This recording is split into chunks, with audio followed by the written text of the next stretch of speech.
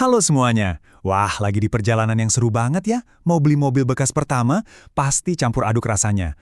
Nah, di sini kita bakal kasih panduan praktis biar lo bisa ambil keputusan yang paling cerdas, apalagi kalau budgetnya terbatas. Gue tahu, pasti udah semangat banget kan mau punya mobil pertama.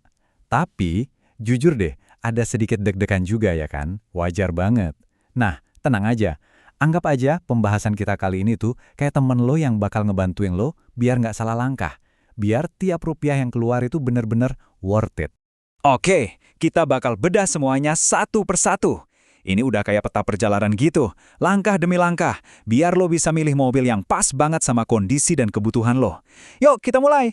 Oke, kita masuk ke hal pertama dan paling krusial. Anggaran lo itu bukan cuma harga yang nempel di kaca mobil. Ini konsep yang bener-bener harus lo pahami biar nggak nyesel nanti. Misalkan nih, lo udah nabung lama banget, dan akhirnya kekumpul duit segini. Angka yang cakep. Pasti pikiran lo langsung melayang. Wah, bisa dapat mobil apa ya dengan 80 juta? Udah kebayang kan? Tunggu dulu, disinilah jebakan paling umum buat pembeli pertama. Total duit yang lo punya itu bukan budget buat harga mobilnya. Ini penting banget, dan ini yang bakal nyelamatin dompet lo di masa depan. Serius.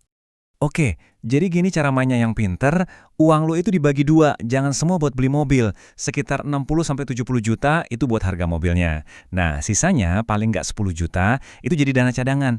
Wajib. Kenapa? Karena yang namanya mobil bekas pasti ada aja PR-nya. Percaya deh, dana ini bakal jadi penyelamat lo dari pusing 7 keliling nanti. Nah, setelah budget kita aman, sekarang waktunya jujur sama diri sendiri. Apa sih yang paling penting buat lo? Mau yang penting aman di kantong dan gak bikin was-was? Atau mau yang iritnya kebangetan? Atau ya pengen sedikit lebih nyaman dan gaya?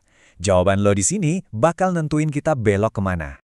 Yuk kita masuk ke kategori pertama. Gua sebut ini kategori paling waras. Ini adalah mobil-mobil yang, kalau boleh dibilang, paling kecil kemungkinannya buat bikin lo nombok gede-gedean. Oke, di sini ada dua jagoan utama. Duet maut Avanza dan Xenia. Mereka ini rajanya aman sentosa. Kenapa? Spare partnya ada di tiap warung, murah, dan semua montir dari Sabang sampai Merauke bisa benerin. Emang sih, bukan yang paling nyaman tapi dompet lo bakal aman. Nah, kalau mau sedikit naik kelas di kenyamanan, ada Grand Livina. Rasanya lebih mirip sedan tapi perawatannya masih masuk akal kok. Oke, geser dikit. Gimana kalau prioritas utama lo itu bener-bener nekan pengeluaran seirit-iritnya? Nah, kategori ini jawabannya. Mobil-mobil buat kaum mendang-mending. Mobil-mobil ini intinya adalah alat transportasi dari titik A ke B dengan biaya seminimal mungkin. Ada Ayla, Datsun Go, atau Karimun Wagon R. Bensinnya irit banget, mesinnya simple, nggak rewel. Cocok buat warawiri di kota. Ya tentu aja, jangan harap interior mewah atau kenyamanan super. Tujuannya cuma satu, hemat. Sekarang kita masuk ke area yang sedikit abu-abu. Area di mana pilihan itu lebih nurutin kata hati daripada logika. Mobil-mobil ini emang lebih asyik dikendarai, tapi ada tapinya. Risikonya sedikit lebih tinggi. Di sini kita punya Honda Jazz yang handlingnya enak parah dan Toyota Vios yang mesinnya terkenal badak. Dua-duanya ngasih pengalaman nyetir yang lebih mahal. Tapi ada konsekuensinya, spare part Jazz lumayan lebih mahal. Kalau Vios bisa dapat harga miring banget kalau bekas taksi. Tapi risikonya lo harus jadi detektif buat ngecek kondisinya. Nah, disinilah dana cadangan yang tadi kita bahas jadi pahlawan. Nah, ini dia godaan terbesar, SUV tua.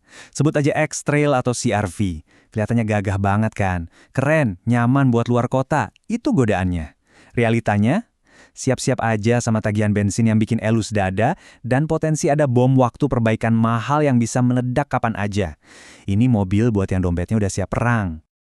Oke, kita udah lihat semua opsinya. Dari yang paling aman sampai yang paling berisiko. Sekarang kita simpulkan semuanya jadi satu contekan simpel yang bisa lo pakai buat nentuin pilihan terakhir.